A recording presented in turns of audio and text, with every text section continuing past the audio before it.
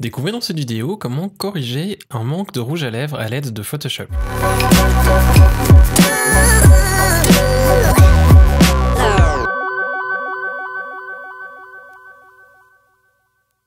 Salut, je m'appelle Quentin Descaillets, vous pouvez retrouver mon travail sur quentindescaillets.com ou sur facebook.com/quentindescaillets.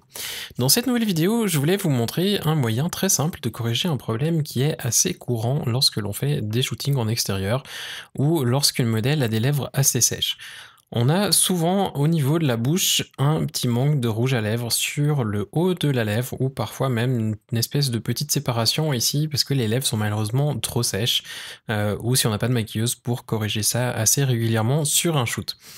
Et donc il y a un moyen très simple de corriger ça et en fait on va le faire directement, on va faire une sélection à l'aide de l'outil lasso, donc vous pouvez appuyer sur la touche L de votre clavier ou simplement aller dans la barre d'outils et sélectionner l'outil lasso.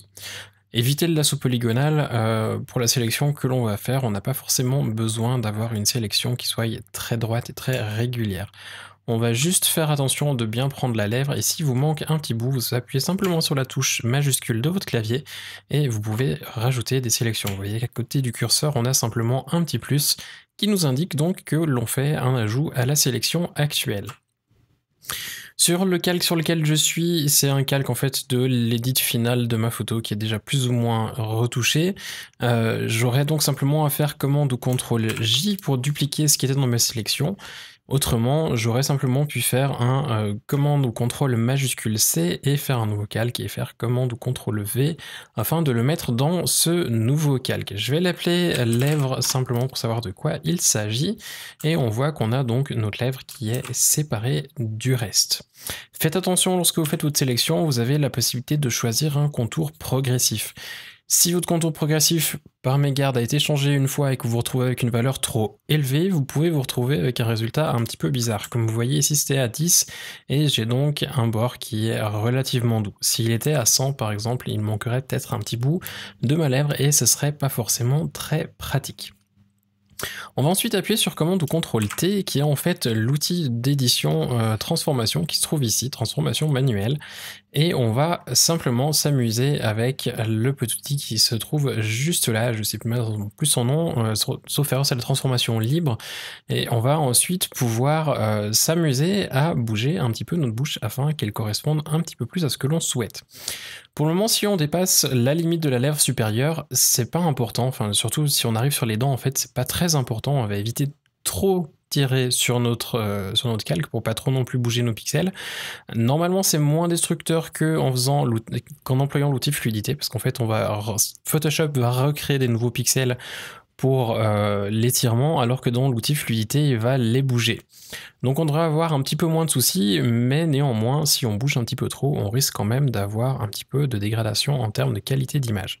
On va essayer de bouger le calque de manière à ce que ça suive quand même la courbe de la lèvre.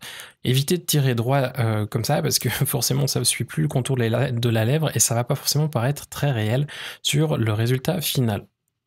Le mieux c'est de commencer à le faire et ensuite d'arranger petit à petit en fonction de vos souhaits. Le but donc c'est vraiment d'arriver à couvrir la partie supérieure où il manque un petit peu, la partie basse si finalement on tire un petit peu trop haut ici, s'il nous manque un petit bout, c'est pas forcément grave, de toute manière il y a le calque en dessous qui apparaîtra. Je vais essayer déjà de valider et je vais passer mon calque à 50% pour voir si je suis plus ou moins bon et ça a l'air déjà pas trop mal. Donc ce que je vais faire simplement c'est appuyer sur Option ou Alt de mon clavier et sur la petite touche du masque afin d'avoir un masque noir afin que le résultat finalement ne soit pas visible. Je vais maintenant prendre mon outil pinceau, donc B sur mon clavier ou le petit bouton ici. Je vais le mettre à 100% et je vais prendre un autre pinceau parce que celui que j'ai actif n'a malheureusement pas une opacité pure à 100%. Je vais donc prendre un pinceau qui fera du 100%, je vais désactiver mes options de tablette et je vais passer en blanc en étant sûr d'être sur le masque et non pas sur le calque. Si vous êtes sur le calque et que vous passez en blanc, ça va rien faire à part remplir votre calque invisible de blanc. Donc, faites attention à être sur le masque et ensuite vous pouvez peindre en blanc là où vous souhaitez que le réglage devienne apparent. Faites attention sur le bord de la lèvre, comme vous voyez si je le remplis trop ici, on se retrouve avec quelque chose de bizarre. Je vais d'ailleurs enlever un tout petit peu tout à l'heure et on voit que petit à petit on arrive à quelque chose qui est pas trop mal, et on va ensuite simplement corriger un petit peu notre contour sur le bord.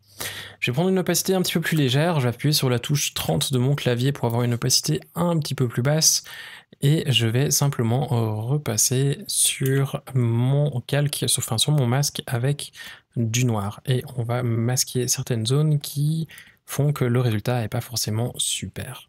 On va juste enlever des petits bouts et on a un rendu qui est un tout petit peu meilleur qu'avant. Je vais aussi enlever légèrement sur le haut ce que l'on vient de peindre afin que l'on garde finalement le manque de texture, parce que sur le haut de la lèvre on n'a pas forcément autant de texture que sur l'avant.